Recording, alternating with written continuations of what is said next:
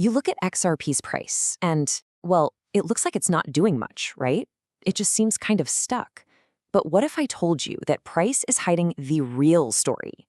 Today, we're going to dig deep into some on-chain data that shows something huge is happening just below the surface. So let's get right into it. Look, everyone's talking about Bitcoin, and for good reason. It's grabbing all the headlines. But some analysts are pointing over here to XRP, saying this is where the really dramatic story is unfolding. So you got to ask yourself, why should we pay attention to an asset that looks so, well, boring on the charts right now? And that question right there is exactly what we're exploring today. It's this huge contrast, this divergence. On the one hand, you've got the price, which seems stuck in the mud, but then you look underneath at the on-chain data, and it's practically screaming that there's a massive hidden shift in supply. It's a total case of what you see versus what's really going on. All right, so first, let's tackle what everyone sees, that price. We're calling this part the $2.08 illusion. And why are we calling it that? Because that number, while accurate, might just be giving us a completely false impression. As of today, December 10th, 2025, XRP is hovering right around $2.08. It's just been trading in this tight little range.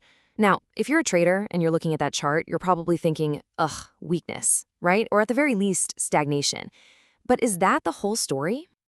Okay, so if the price is just an illusion, then what's the reality? Well, the data is pointing to something analysts are calling the Great Supply Shock.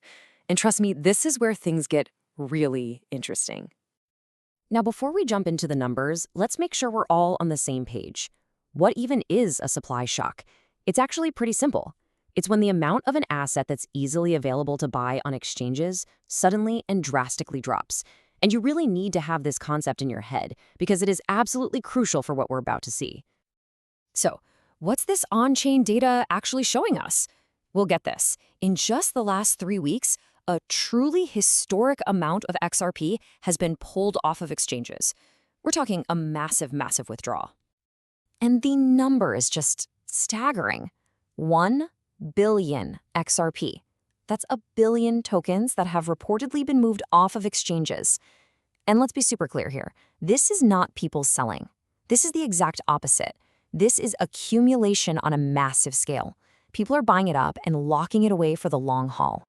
And this chart right here just paints the perfect picture. You can literally see the supply on exchanges just plummeting. Look at October, it's high. Then November, it drops. And by December, the analysis calls it critically low.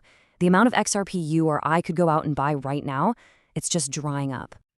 So that leads to the billion-dollar question, doesn't it? Or in this case, the billion XRP question. Who is doing all this buying? Well, the analysis points a big finger in one specific direction: Wall Street. And the main catalyst, according to this report, is the explosive success of the brand new spot XRP ETFs. These are the new funds that make it super easy for big, traditional investors to get their hands on XRP. And what we're seeing is a tidal wave of new money flooding in because of them. Just think about this for a second. In less than a single month, these new funds have already gobbled up over 500 million XRP. That is an absolutely huge appetite, and it shows that the big players, the institutional money, are hungry for this asset now that they have an easy, regulated way to buy it. So here's how it works. It's a pretty simple chain reaction. Step 1, Wall Street launches these new ETFs. Okay, simple enough. Step 2, for these ETFs to even exist, the funds behind them have to aggressively buy up tons of actual XRP on the open market. They're basically just vacuuming it all up. And the result? Step 3, that available supply we saw on the exchanges just vanishes.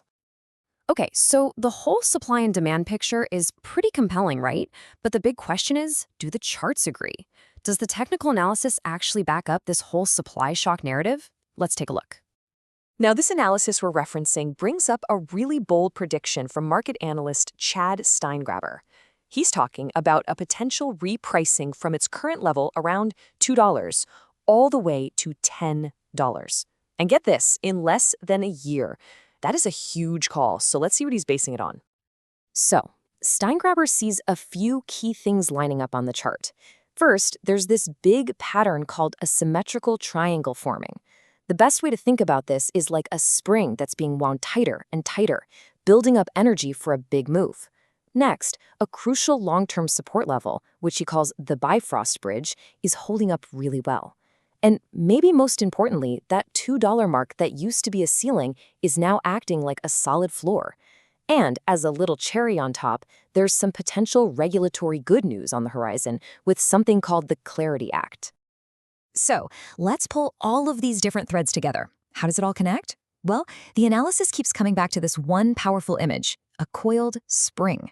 You have all these different forces, all this pressure, just building up quietly beneath the surface.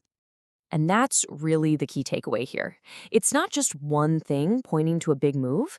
The argument is that what we're looking at is a perfect storm. You've got the supply fundamentals, the institutional demand, and the technical chart patterns, and they all seem to be telling the exact same story. So, to break it all down, the entire argument really rests on these three pillars. First, you have a severe supply squeeze, with less and less XRP available to buy. Second, you have massive institutional demand pouring in from these new ETFs. And third, you have a technical chart setup that looks like it's primed and ready for a major expansion. And that really brings us to the final, critical point. According to this analysis, all the data suggests that pressure is building, that coil is tightening. So it leaves us with one single, provocative question that sums the whole thing up.